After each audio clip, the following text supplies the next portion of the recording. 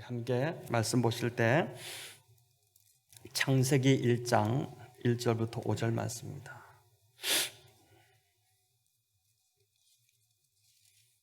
창세기 1장 1절부터 5절까지 저와 여러분 한 목소리로 같이 읽도록 하겠습니다. 창세기 1장 1절부터 같이 읽습니다. 태초에 하나님이 천지를 창조하시니라. 땅이 혼돈하고 공허하며 흑암이 깊음 위에 있고 하나님의 영은 수면 위에 운행하시니라. 하나님이 이르시되 빛이 있으라 하시니 빛이 있었고 빛이 하나님 보시기에 좋았더라. 하나님이 빛과 어둠을 나누사 하나님이 빛을 낮이라 부르시고 어둠을 밤이라 부르시니라. 저녁이 되고 아침이 되니 이는 첫째 날이니라. 아멘. 오늘부터 창세기로 주일 설교를 함께 가고자 합니다. 창세기는 기원의 책입니다. 한글 성경은 창세기 이렇게 되어 있는데 히브리어 성경은 창세기를 브레시트라고 이렇게 부릅니다. 태초에라는 뜻입니다. 브레시트, 태초 이런 뜻입니다. 히브리어 성경은 주로 1장 1절 그 첫 절의 첫 단어를 가지고 책의 이름을 명명하는 경향이 있는데 히브리어 성경으로 창세기 1장 1절의 첫 단어가 브레시트, 태초에, 우리도 태초에인데 똑같이 태초에라는 단어로 시작합니다. 그렇기 때문에 창세기 책 이름을 히브리어 성경은 브레시트라고 명명을 했습니다. 영어 성경은 in the beginning 이렇게 시작합니다. 그래서 영어 성경은 창세기를 제네시스라고 이렇게 부릅니다. 제네시스라는 뜻은 기원, 또 시작, 유래 이런 뜻이죠. 기원이라는 이 책의 이름처럼 창세기는 모든 것의 시작에 관한 이야기입니다. 우주 만물의 시작으로부터 시작해서 생명의 시작, 또 사람의 시작, 가정의 시작, 죄의 시작, 죽음과 저주와 심판의 시작, 또 인류 구원의 시작, 문화의 시작, 또 도시의 시작도 나오게 되고 민족과 언어의 시작, 그리고 선민 이스라엘 민족의 시작의 이야기가 창세기에 다 들어있습니다. 그러니까 모든 것의 시작의 이야기가 창세기입니다. 이런 시작의 이야기를 다시 큰 주제로 정리를 하면 창세기는 창조, 타락, 구속이라는 세 가지 큰 그림으로 그려질 수 있습니다. 창세기 1장부터 2장이 창조의 이야기이고 또 3장부터 11장까지가 타락의 이야기입니다. 어떻게 죄가 인간에게 들어왔는지, 이 땅에 죄가 들어왔는지, 그리고 어떻게 타락의 결과로 어떤 비참한 일들이 일어나게 되었는지 그 기록이 3장부터 11장까지에 나오게 됩니다. 그리고 이어 12장부터는 아브라함을 통한 구속의 이야기가 이어집니다. 아브라함을 부르시고 이제 후손이 없던 그 전혀 불가능한 그 아브라함의 몸에서 자식이 나게 하시고 그 후손들을 통해서 인류 구원을 하나님께서 어떻게 이루어 가시는지를 보여주는 그 이야기입니다. 자, 이 이야기들을 이제 하나씩 우리가 창세기를 통해서 살펴보게 될 텐데 오늘은 처음으로 천지를 창조하신 이 이야기를 우리가 함께 살펴보고자 합니다. 성경은 창세기 1장 1절을 통해 태초에 하나님이 천지를 창조하셨다는 선언으로 시작합니다. 태초에 하나님이 천지를 창조하시니라.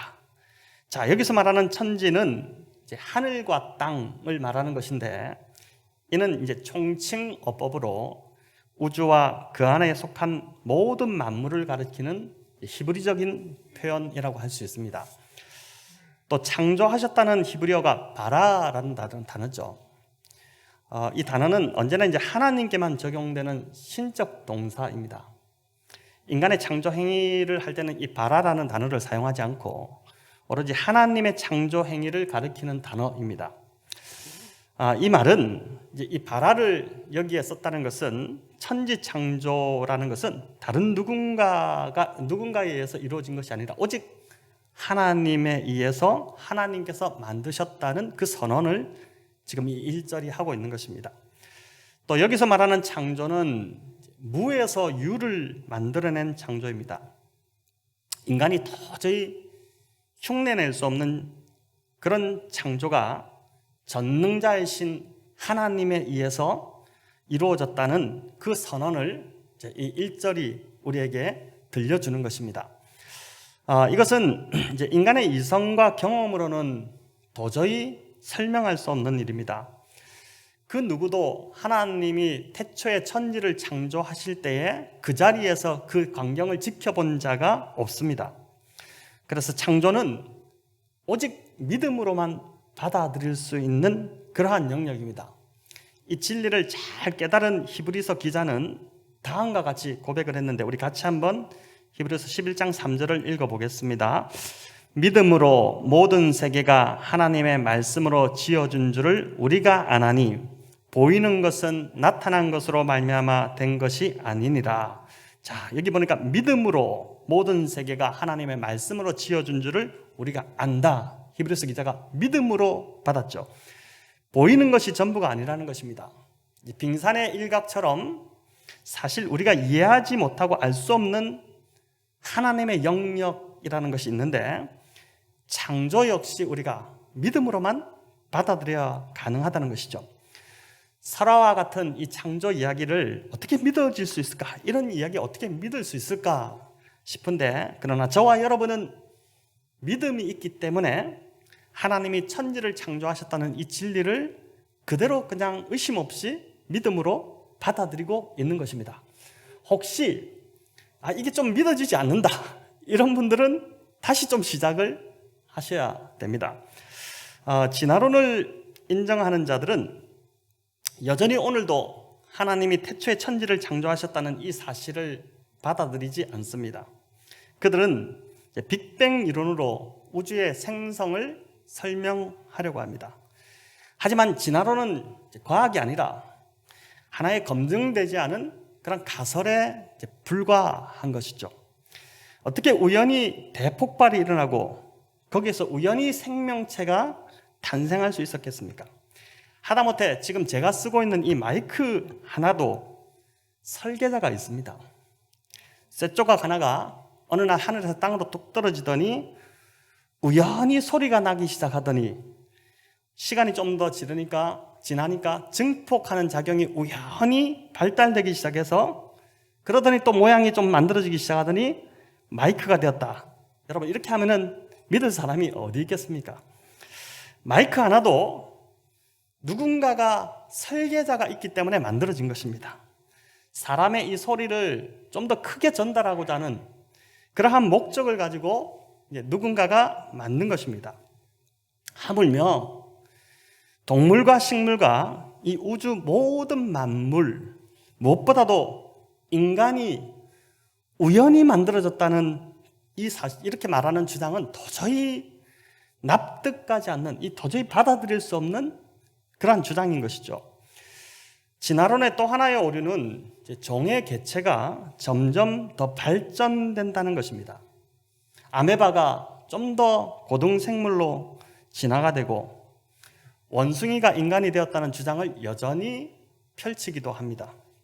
하지만 종과 종 사이에 변화가 일어났다는 증거는 아직도 발견된 것이 없습니다. 만약 진화론을 인정한다면 이는 하나님이 처음 만드셨던 만물이 무언가 부족하다는 것을 인정하는 것밖에 되지 않습니다. 처음 창조가 완전했다면 더 나은 개체로, 더 나은 종으로 나아갈 이유가 없지 않겠습니까? 처음 만들어진 것이 무언가 부족하기 때문에 더 나은 단계로 계속 나아가려고 하는 것이겠죠. 그런데 창세기 1장은 하나님의 창조가 완벽했다는 것을 우리에게 보여줍니다. 1장에서 반복되는 구절이 뭡니까? 보시기에 좋았더라. 이 구절이 계속 반복되죠. 땅과 바다를 만드시고 보시기에 좋았더라. 각종 식물과 나무들을 만드시고 보시기에 좋았더라 하셨습니다. 또 각종 새와 곤충과 땅에 기는 것과 동물들을 종류대로 다 만드신 후에 보시기에 좋았더라 이렇게 했고, 마지막 6절에 인간을 만드시고 하나님의 형상을 따라 인간을 만드셨죠. 그리고 나서 6일간의 창조를 다 마치실 때 성경은 보시기에 심히 좋았더라 이렇게 표현합니다. 여러분 1장 31절 우리 같이 한번 읽겠습니다. 하나님이 지으신 그 모든 것을 보시니 보시기에 심히 좋았더라. 저녁이 되고 아침이 되니 이는 여섯째 날이니라. 아멘. 심히 좋았다. 이 표현은 하나님의 창조가 완전하고 완벽했다는 것입니다. 어느 것 하나 부족하거나 더 손을 봐야 될 것이 없었다는 것입니다. 그렇기 때문에 2장 1절과 2절에 보면 일곱째 날에 하나님이 안식하시게 됩니다. 하나님이 6일 동안 열심히 창조하신다고 허리도 아프고 팔도 쑤시고 이렇게 해서 쉬신 것이 아니라 만드신 모든 것이 다 완전하고 완벽해서 더 이상 손볼 것도 더 만드실 것도 없이 창조가 완벽하게 끝났기 때문에 안식하신 것입니다. 그 모든 만물이 창조의 질서를 따라서 완전한 조화를 이루다 보니까 그 상태가 곧 샬롬이고 안식이 된 것입니다. 그냥 자연스럽게 안식이 된 것이죠. 자, 그렇게 개체종들이 뭔가 부족해서 계속 진화한다는 이 진화론은 창세기 1장에 하나님의 완벽한 이 창조를 부정하는 것이고 만물을 창조하신 하나님을 부인하는 것밖에 되지 않는 것입니다. 이런 자들을 향해 시편 14편 1절은 이렇게 말씀합니다. 우리 같이 한번 읽어보겠습니다. 어리석은 자는 그의 마음에 이르기를 하나님이 없다 하던도다. 그들은 부패하고 그 행실이 가증하니 선을 행하는 자가 없도다. 아멘. 여러분, 시편 기자는 하나님이 없다고 하는 자들, 이 시편 기자의 시대에도 하나님이 없다고 하는 자들이 여전히 오늘날도 이런 자들이 있는데 그런 자들을 뭐라고 합니까? 어리석은 자들이다 이렇게 정의합니다. 그런 자들은 부패하고 그 행실이 가증해서 선을 행하는 자가 없다 이렇게 하죠. 자, 왜 그럴까요? 이 시편 기자가 너무 좀 몰아세우는 것이 아닐까 이런 생각도 드는데 그런데 가만히 생각해보면 하나님만이 선악의 판단자이시고 하나님만이 온전한 선이시기 때문에 그 하나님, 그 선이신 하나님 선을 부정하니까 그곳에는 악밖에 남지 않게 되는 것입니다. 진화론자의 주장대로 세상이 점점 좋아졌는지를 우리가 한번 보면 압니다. 물론 물질적인 면에서는 세상은 이전보다 훨씬 더 살기 좋아졌습니다. 스마트폰 하나만 하더라도 얼마나 자꾸 진화되는지 모릅니다. 계속 따라가지 못할 정도로 기능이 좋은 것들이 계속 이제 나오는데 그러나 실제로 세상이 좋아졌을까? 우리가 다 공감하지만 이 시편 기자의 고백처럼 세상은 점점 더 편리해질 줄 몰라도 점점 더 악해지고 있습니다. 악한 쪽으로 진화된다면 더 악한 쪽으로 진화되는 것이죠. 그래서 우리 자녀들이 점점 더 살기 힘든 세상으로 치닫고 있지 않습니까? 자, 이제 하나님이 천지를 창조하셨다는 이 선언 속에 담긴 또 하나의 진리를 이제 우리가 보고자 하는데 그것은 하나님이 모든 피조물의 주인이시라는 것입니다. 당연한 이야기지 않습니까? 그분이 만드셨으니까 만든 사람이 그것의 소유권을 주장하듯이 하나님이 이 모든 만물을 만드셨기 때문에 그 모든 피조물은 하나님의 소유고 하나님의 것입니다. 인간관계에서 벌어지는 싸움은 대부분 소유권의 다툼입니다. 부모가 먼저 세상을 떠나면서 유산을 자녀들에게 물려주면 그것을 조금이라도 더 차지하려는 자식들의 다툼이 일어납니다. 교회도 가진 재산이 많으면 늘 다툼이 끊이지 않습니다. 목사파, 장로파로 나뉘어서 서로 자기 재산이라고 다투는 것입니다. 그런데 하나님이 천지를 창조하셨다는 이 진리가 우리 속에 깊이 녹아지면 소유권 때문에 다투는 일들이 줄어들기 시작합니다. 모든 것은 내 것이 아니기 때문입니다. 모든 것이 주께로부터 왔고 하나님의 것이고 하나님께 속했기 때문입니다. 작년 한 해 코로나로 힘든 중에도 그 어려운 시기를 우리가 잘 통과해 왔습니다. 어떻게 지나왔는지 모릅니다. 계산상으로는 도저히 살 수 없을 것 같았습니다. 그러나 살게 하셨습니다. 왜냐하면 모든 것이 하나님께로부터 왔고 그 하나님의 은혜로 늘 산다는 고백이 있었기 때문에 우리를 부족함이 없게 하고 궁핍하지 않게 그렇게 하나님의 은혜를 경험케 하셨습니다. 창조론을 인정하는 우리가 늘 가져야 하는 태도는 이처럼 내게 있는 것 모든 것이 주님께로부터 왔고 주님의 것이다 라는 그러한 고백입니다. 자, 이제 2절을 한번 읽어보겠습니다. 땅이 혼돈하고 공허하며 흑암이 깊음 위에 있고 하나님의 영은 수면 위에 운행하시니라. 아멘. 자, 이는 최초 창조 직후의 상태에 대한 묘사입니다. 창조의 지금 과정 중에 있는 상태인데 여기 나오는 혼돈은 히브리어로 토후라는 단어고 공허는 보후라는 단어인데 혼돈은 어떤 의미냐면은 형태가 정해지지 않은 무형의 상태, 그 상태를 말하는 것이고 공허는 무언가 채워지지 않은 비어있는 상태를 말합니다. 또 이어서 흑암이 깊음 위에 있다 이렇게 하는데 이 말은 깊음의 표면 위에 있다는 것으로 빛이 없는 깊은 어둠의 상태를 말하는 것입니다. 지금 하나님이 천지 창조를 시작하시는데 이제 빛이 임하기 전에 있었던 그 상태를 이제 보여주는 것입니다. 그리고 한 가지 더 여기 보니까 하나님의 영은 수면 위에 운행하시니라 이렇게 되어 있죠. 여기 하나님의 영은 성령 하나님을 말씀하는 것이고 운행한다는 것은 히브리어로 라하프라는 단어입니다. 자, 이 단어가 보여주는 그림이 있는데 이것은 보금자리에서 새끼새를 품는 어미새의 날개짓을 뜻하는 단어가 라하프라는 단어입니다. 동일한 뜻으로 이 단어가 구약의 신명기에 딱 한 차례 사용되었는데 여러분 신명기 32장 11절 12절을 우리 같이 한번 읽어보겠습니다. 마치 독수리가 자기의 보금자리를 어지럽게 하며 자기의 새끼 위에 너풀거리며 그의 날개를 펴서 새끼를 받아 그의 날개 위에 그것을 엎는 것 같이 여호와께서 홀로 그를 인도하셨고 그와 함께한 다른 신이 없었도다. 자, 이 구절은 여기서 보니까 너풀거리다는 이 구절이 이 단어가 라하프 운행한다는 동일한 단어입니다. 이 구절은 하나님께서 이스라엘 백성들을 이집트에서 구원해내신 이 출애굽 사건을 말하는 것인데 어미 독수리가 이제 둥지에 안전하게 있는 그 새끼 독수리를 그 둥지를 막 흔들어서 새끼를 탁 떨어뜨려 버리면은 새끼가 막 죽을 것 같아가지고 정신없이 날개짓을 하지 않습니까? 하지만 그 위에서 어미가 그 광경을 이렇게 딱 지켜보고 있는 그런 그림입니다. 보고 있다가 새끼가 힘에 붙여서 추락하기 시작하면 어미 독수리는 아주 손살같이 날개를 펴서 그 새끼를 안전하게 다시 받아서 둥지로 이렇게 옮겨 놓는 것입니다.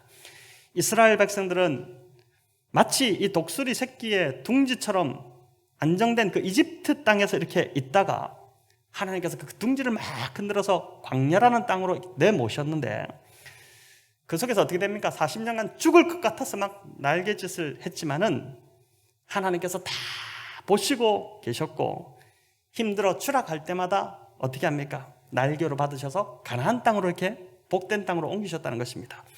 만나와 메추라기로 불기둥과 구름기둥으로 그들을 다 보호하고 어미 독수리처럼 보호하고 계셨다는 것이죠. 이 하나님께서 올 한 해 저와 여러분의 삶도 이렇게 받아주실 줄을 믿습니다.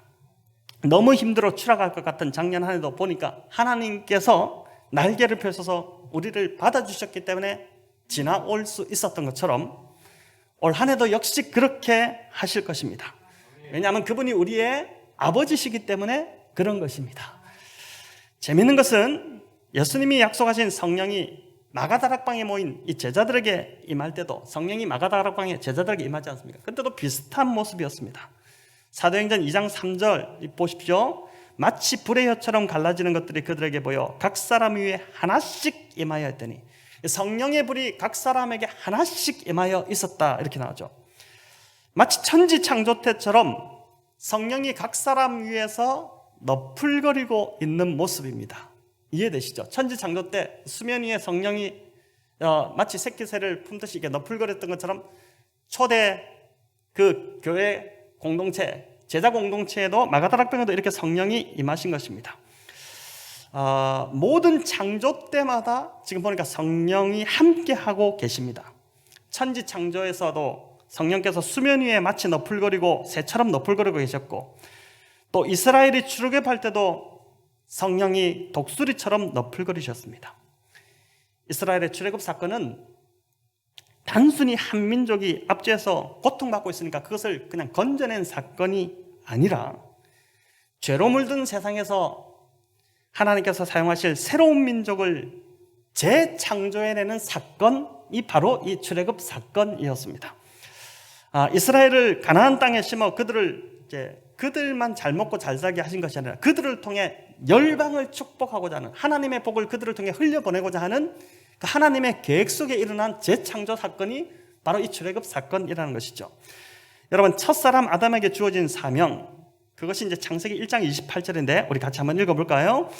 하나님이 그들에게 복을 주시며 하나님이 그들에게 이르시되 생육하고 번성하여 땅에 충만하고 땅을 정복하라. 자, 이 말씀이었는데 여기서 보니까 첫 번째로 생육하고 번성하라, 이것은 하나님이 그들에게 복을 주셨댔죠. 그 주신 복을 자녀 세대에게 흘려보내라는 것입니다. 생육하고 번성하라, 자녀 세대에게 이 복을 흘려보내라. 그러니까 우리가 아무리 신앙생활 잘해도 우리의 자녀들을 믿음으로 세우지 못하면 참 그게 우리의 아픔이 될 수 있고 하나님 앞에 죄스러움이 될 수 있다는 것이죠. 또 땅에 충만하고 땅을 정복하라는 것은 받은 축복으로 이 땅을 다시 축복하는 자로 살라는 그런 의미가 담겨 있습니다. 처음 창조받은 아담에게 이 사명이 주어졌는데 아담이 죄를 지음으로 이 사명이 어떻게 됩니까? 실패합니다. 이 사명을 감당하지 못하는 자가 됩니다. 이어 하나님은 아브라함이라는 인물을 통해서 한 민족을 이루게 되시고 그 민족을 통해, 그 이스라엘을 통해 이 사명을, 열방을 축복하고자 하는 사명을 감당하기를 원하셨습니다. 그래서 이제 출애굽 꺼집어내신 것입니다. 출애굽하신 것인데 이것이 재창조인 것이죠. 첫 창조 때도 하나님의 영인 성령이 수면에 그 위에서 운행하신 것처럼 이 재창조 때도 보니까 우리가 살펴본 신명기 32장 말씀처럼 성령님이 그렇게 너풀거리시면서 이 백성을 보시고 그들을 인도하셨습니다. 그러나 이스라엘 역시 어떻게 됩니까? 아담이 실패하고 이스라엘 역시 이 사명에 실패하게 됩니다. 그래서 하나님은 마지막으로 예수 그리스도를 이 땅에 보내시면서 예수 그리스도를 통해서 성령을 보내시고 그 제자들이 성령을 받게 합니다. 성령 받은 제자들을 통해서 이제 교회 공동체, 오늘날 저와 여러분이 이루는 이 교회 공동체를 세우신 것인데, 그 교회를 통해서 처음 창조하실 때 가졌었던 열방을 축복하고자 하는 그 꿈을 지금 이루어가고자 하시는 것입니다. 여러분, 그냥 우리가 교회 다니고 내 복 받고 내 잘 되기 위해서 이렇게 교회 다니는 것이 아니라 하나님의 원대한 그 비전, 태초부터 가지셨던 그 비전, 실패한 아담이 실패하고 이스라엘이 실패한 그 비전을 교회를 통해서, 저와 여러분을 통해서 그 꿈을 하나님이 이루기를 간절히 여러분 원하신다는 것입니다. 이것이 바로 새 창조인 것입니다. 저와 여러분이 성령으로 새롭게 창조받은 존재들인 것입니다. 그래서 교회는 절대 조직도 아니고 건물도 아닙니다. 여러분, 교회는 성령으로 새롭게 창조받은, 저와 여러분이 죽었던 자들인데 다시 성령이 우리 안에 임하시면서 새롭게 창조받은 자들이지 않습니까? 이렇게 성령으로 새롭게 창조받은 그러한 공동체입니다. 성령 받고 새 사람이 되어서 열방에 하나님의 축복이 흘러가도록 하는 그 아담의 실패한 사명을 새롭게 부여받은 그러한 성령 공동체가 바로 우리가 이루고 있는 이 교회 공동체인 것입니다. 저와 여러분이 어디에 있든지 무슨 일을 하든지 하나님은 성령으로 새롭게 창조된 우리를 통해서 하나님의 복이 열방 가운데로 흘러가기를 바라시는 것입니다. 우리의 일터가 어디든지 무슨 일을 하든지 그곳에서 나를 통해 하나님의 그 잃어버린 실패했던 꿈, 그 꿈을 다시 회복하기를 바라시는 것이죠. 여러분, 이것이 우리를 새롭게 창조하시고 우리를 부르신 목적인 것입니다. 이제 3절부터 5절까지 마지막으로 우리가 살펴보고자 하는데 3절을 우리 같이 한번 읽어보겠습니다. 하나님이 이르시되 빛이 있으라 하시니 빛이 있었고, 하나님이 이르시되 빛이 있으라 하시는 빛이, 이 한마디가 정말 전율로 오지 않습니까? 여러분, 너무 감동적으로 이게 오지 않습니까? 혼돈과 공허와 짙은 어둠이 있는 곳을 향해 하나님이 빛이 있으라 이렇게 말씀하시니 빛이 있었습니다. 즉 천지창조는 다른 어떤 도구나 장비를 통해서 이루어진 것은 무슨 포크레인을 동원하고 이렇게 된 것이 아니라 오직 하나님의 말씀으로 이루어진 창조였다는 것입니다. 여러분, 이 말씀이 무엇일까요? 요한복음 1장 1절부터 3절에 분명히 요한이 이 말씀이 누구인지를 그 정체를 우리에게 보여주는데 같이 한번 읽어보겠습니다. 태초에 말씀이 계시니라. 이 말씀이 하나님과 함께 계셨으니 이 말씀은 곧 하나님이시니라. 그가 태초에 하나님과 함께 계셨고 만물이 그로 말미암아 지은 바 되었으니 지은 것이 하나도 그가 없이는 된 것이 없느니라. 아멘. 자, 이 말씀이 태초에 하나님과 함께 계셨고 이 말씀이 천지창조의 사역에 성령이 수면 위에서 운행하시면서 함께 하셨던 천지창조의 사역에 함께 하셨던 것처럼 성부 하나님과 더불어 성령 하나님과 더불어 이 성자 이 말씀이 그 사역에 동행했다는 것입니다. 자, 이어 요한복음 1장 14절은 이 말씀이 누구인지를 분명히 밝히는데 우리 14절 같이 읽습니다. 말씀이 육신이 되어 우리 가운데 거하시매 우리가 그의 영광을 보니 아버지의 독생자의 영광이요 은혜와 진리가 충만하더라. 아멘. 여러분, 이 말씀이 즉 천지를 창조하실 때 말씀으로 존재하셨던 분이 육신이 되어 우리 가운데 오셨는데 그분이 곧 성육신하신 하나님이신 예수 그리스도시라는 것입니다. 그분 안에 아버지의 영광이 가득했고 은혜와 진리가 충만했습니다. 이 말은 예수 그리스도가 우리 안에 계실 때 그분이 우리 안에서 온전히 주인이 되어서 우리를 다스리기 시작하실 때 우리도 역시 은혜와 진리가 충만한 삶으로 갈 수 있다는 것을 말해주는 것이죠. 그래서 천지창조는 성부 하나님, 성자 하나님, 성령 하나님의 성부, 성자, 성령 하나님의 합작품인 것입니다. 이를 마틴 로이드 존스가 이렇게 표현했는데 제가 읽어보겠습니다. 창조는 성부로부터 성자를 통해 성령 안에서 이루어졌다. 참 적절한 표현이죠. 창조는 성부로부터 성자를 통해 성령 안에서 이루어졌다는 것입니다. 자, 여러분, 하나님의 말씀이 빛이 임하자 무질서한 상태에 질서가 잡히기 시작했습니다.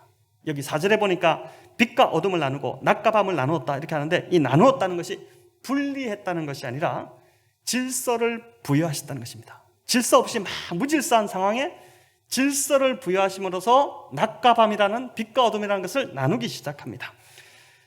또 여기 텅 비어있던 공허 속에 아무것도 없던 곳에 채워짐이 일어나기 시작합니다. 아무것도 없던 하늘과 땅에 식물과 동물과 바다의 물고기와 또 하늘의 해와 달과 별과 하늘을 나는 새들로 가득 이렇게 채워지기 시작하면서 이 텅 비어있던 곳이 너무나도 아름다운 곳으로 변화가 일어나기 시작한 것입니다. 또 빛이 없는 깊은 어둠이 말씀의 빛이 임함으로 한순간에 완전히 밝아지는 일들이 일어났습니다. 여러분, 이것이 창조의 역사입니다. 근데 예수 그리스도로 인한 새 창조, 저와 여러분 안에 일어난 이 새 창조의 역사도 마찬가지입니다. 왜 인생이 이렇게 무질서하고 혼돈 상태입니까? 왜 삶이 텅 빈 것처럼 공허합니까? 왜 늘 깊은 어둠에 사로잡혀서 눌려 있습니까? 요한의 증언처럼 요한복음 1장에 나오는 이 요한의 증언처럼 이 땅에 말씀으로 찾아오신 그 빛 대신 예수님을 거절하고 영접하지 않았기 때문입니다. 그분의 말씀의 빛이 임하면 무질서한 삶에 질서가 부여되기 시작합니다. 텅 비어버린 이 공허한 인생이 채워지기 시작합니다. 그렇게 하나님이 채워주시는 삶은 누가 봐도 아름답습니다. 누가 봐도 다 좋습니다. 왜냐하면 선하신 하나님께로부터 나와서 내 속에 채워졌기 때문에 그것이 그렇게 아름다운 것입니다. 반면 자기 노력과 탐욕으로 가득한 인생은 추하기 그지없습니다. 우리가 그런 사람들 주변에서 보고 있지 않습니까? 그러나 성령이 임한 인생은 달라지기 시작합니다.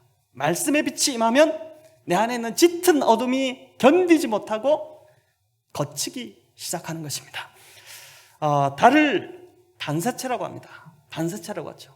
밤하늘에 달이 밝은 이유는 스스로 빛을 내어서가 아니라 태양의 빛을 받아서 반사하기 때문에 밝은 빛을 내는 것입니다.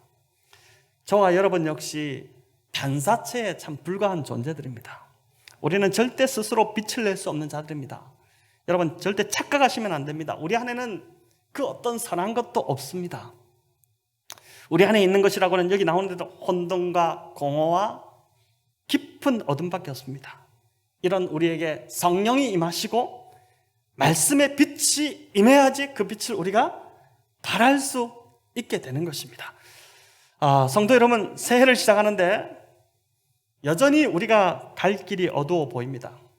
혼돈과 공허와 짙은 어둠으로 덮여 있는 것 같습니다. 어떻게 이 안에를 또다시 걸어갈 수 있겠습니까?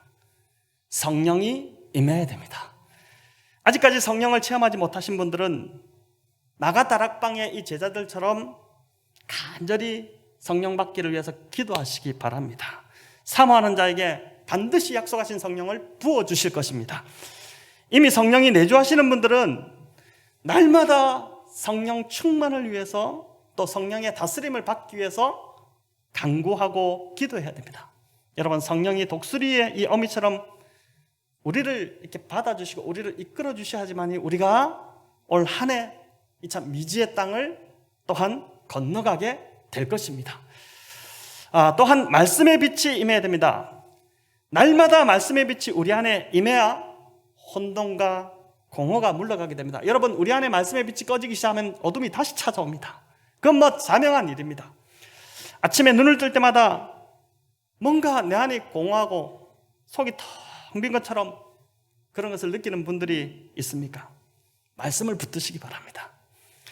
말씀의 빛이 임하면 그 공허함이 물러갑니다. 여러분, 매일 말씀의 만나를 먹으시기를 바랍니다. 만나는 광야에서 한꺼번에 왕창 내리지 않았습니다. 매일매일 그냥 그날의 분량만큼만 내렸습니다. 말씀을 소나기 밥 먹듯이 하면 안 되고 이렇게 막 한꺼번에 몰아서 읽는 분들이 있는데 그렇게 하면 안 되고 매일매일 꾸준히 먹어야 한다는 것입니다. 여러분, 올 한 해 우리가 또 코로나 때문에 참 많이 힘들다 이렇게 하지만은 오히려 이 시기에 말씀 묵상과 말씀 읽기를 저와 여러분의 좋은 영적 습관으로 완전히 내 삶에 장착이 된다면은 여러분은 수지 맞은 것입니다. 이 코로나가 여러분에게 정말 복이 된 그러한 것이 된 것이죠. 올 한 해 정말 말씀 묵상, 말씀 읽기, 여러분 구약을 읽기를 시작하는데 이걸 정말 여러분의 영적 습관으로 들으시기를 바랍니다. 출애굽기 14장에는 출애굽한 이 이스라엘이 이 백성들이 홍해에 갇혀서 막 홍해 앞에서 막혀가지고 우왕좌왕하는 모습이 나옵니다. 막 진퇴양난의 상황입니다. 하나님께서 홍해를 가르치기 직전의 상황인데 이스라엘 백성들은 전혀 그 상황을 알지 못하죠. 전혀 그런 일이 일어나고 상상도 못하는 그 상황인데 출애굽기 14장 19절 20절 우리 같이 한번 읽겠습니다. 이스라엘 진 앞에 가던 하나님의 사자가 그들의 뒤로 옮겨가매 구름 기둥도 앞에서 그 뒤로 옮겨 애굽진과 이스라엘 진 사이에 이르러 서니 저쪽에는 구름과 흑암이 있고 이쪽에는 밤이 밝음으로 밤새도록 저쪽이 이쪽에 가까이 못하였더라. 여러분, 정말 신기한 일이 벌어지지 않았습니까? 애굽의 군대가 있는 쪽은 계속 캄캄한 어둠이었고 이스라엘 백성이 있는 쪽은 밤새 밝았습니다. 신기하죠? 이처럼 저와 여러분이 말씀의 빛 가운데 거할 때 올 한 해 세상의 어둠이 감히 우리를 침범해 오지 못할 줄을 믿습니다. 올 한 해 무엇보다 여러분 창조의 하나님을 신뢰하시고 성령의 능력을 계속해서 힘을 베시고 말씀의 빛이 우리 안에 계속 비치도록 말씀의 빛 가운데 거함으로 세상의 어둠과 혼돈과 이 짙은 어둠을 넉넉히 이기고 승리하시는 복된 성도님들 다 되시기를 우리 주님의 이름으로 축원합니다.